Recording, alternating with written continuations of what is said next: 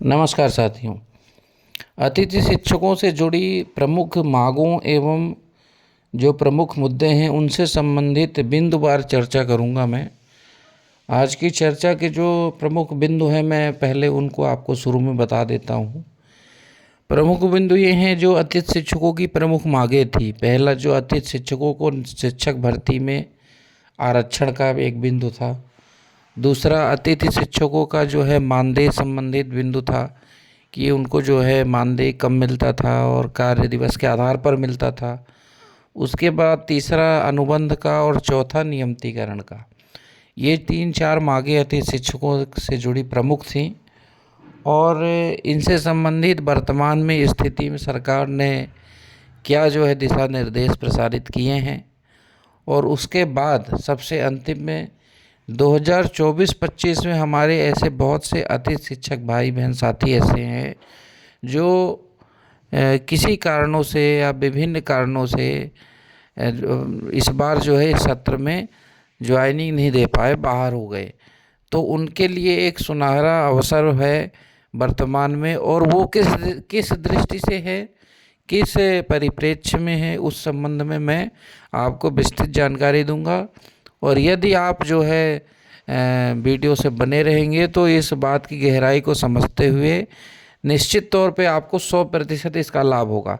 और अगर आपको वीडियो अच्छा लगे तो कमेंट बॉक्स में कमेंट करके अपना ही राय ज़रूर दें।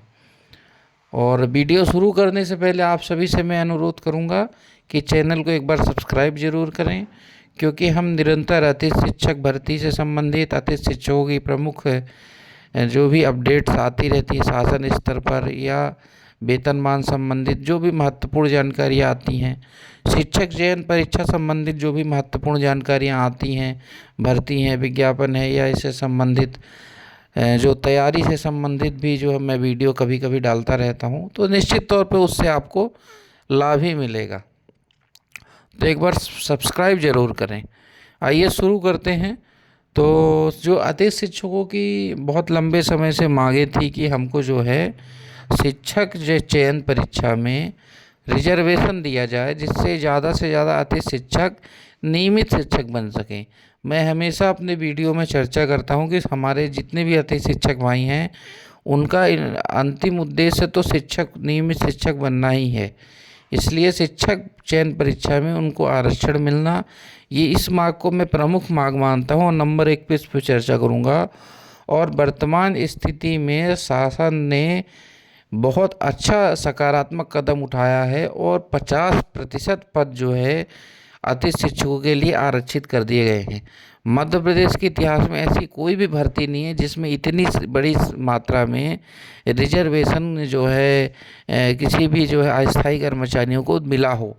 तो इसका आप लोग फ़ायदा उठाएं। और 50% पद बहुत होते हैं, और ऐसा नहीं कि आपको सिर्फ 50% पद मिलेंगे।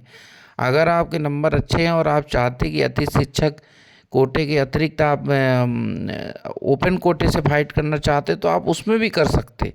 कहने का मतलब आपको 50% पद सुरक्षा के तौर पर मिल गए और 50% ऐसे मिल गए जो जिसमें ओपन कंपटीशन में भी आप भाग ले सकते हो, उसमें कोई आपको प्रतिबंधित नहीं है।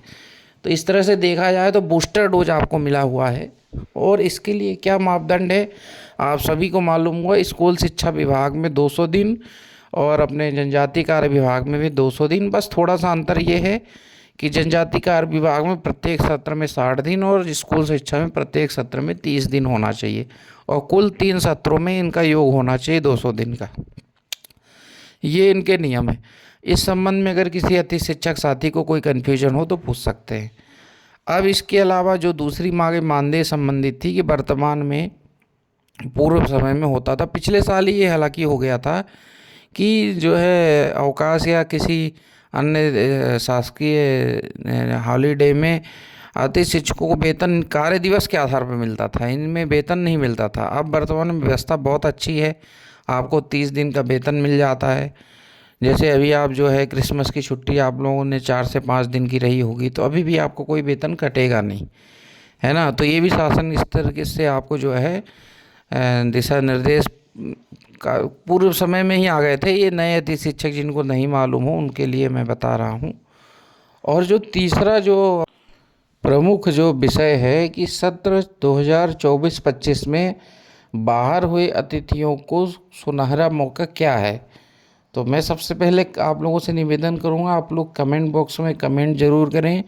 जो भी इस सत्र में ज्वाइन नहीं हो पाए हैं तो हम कम से कम हमारे पास एक डाटा तो आए कि कितने ऐसे हमारे अति शिक्षक भाई बहन हैं जो ज्वाइन नहीं कर पाए, किन्हीं कारणों से, टेक्निकल कारणों से या मेरिट में नंबर नहीं आने से, जो भी कारण रहे। और उनके लिए सुनहरा मौका क्यों है कि जो अतिथि शिक्षक पिछले 4-6 वर्षों से काम कर रहे थे उनके 200 दिवस पूर्ण हो चुके हैं, तो और उनको इस बार स्कूल नहीं मिल पाई, तो आपके लिए ये मानिए कि गोल्डन चांस ये है कि आप अपने घर पे रहकर जो शिक्षक पात्रता चयन परीक्षा होने वाली है वर्ग 2 की, उसकी तैयारी 100% समय देके कर सकते हैं। आप सारी दुनिया छोड़ के 3 महीने सिर्फ तैयारी ही करें, क्योंकि आपको 50% आरक्षण का लाभ भी मिल जाएगा। और आप ये माने कि आपका इस बार स्कूल में ज्वाइनिंग नहीं हुई, उसका कारण यही था कि आपको 3 महीने पढ़ना था, और इसके बाद आप जुलाई से अगले सत्र में नियमित शिक्षक के रूप में रिजल्ट आ जाएगा। और अब जल्द ही आपकी जो है, अगर आपने अच्छी तैयारी कर ली, अच्छे अंक प्राप्त कर लिए, तो आपकी ज्वाइनिंग होने से कोई रोक नहीं सकता है। और जो अति शिक्षक साथी ऐसे थे जो नए हैं, जिनके अभी सत्र पूरे नहीं हुए हैं, उनके लिए भी बहुत सुनहरा अवसर है। नए का मतलब ये है कि आपने अभी हाल फिलहाल में ही अपनी एजुकेशन पूरी की होगी, तो आप लोगों के लिए भी सुनहरा अवसर ये है कि आप जो 50% रिजर्वेशन के अलावा जो ओपन कैटेगरी के पद है उसमें आप अच्छी तैयारी के साथ शामिल हों, और अपना जो 2 से 2.5 महीने का समय है चयन परीक्षा के लिए, अपना 100% 24 घंटे उसमें तैयारी में ही दें।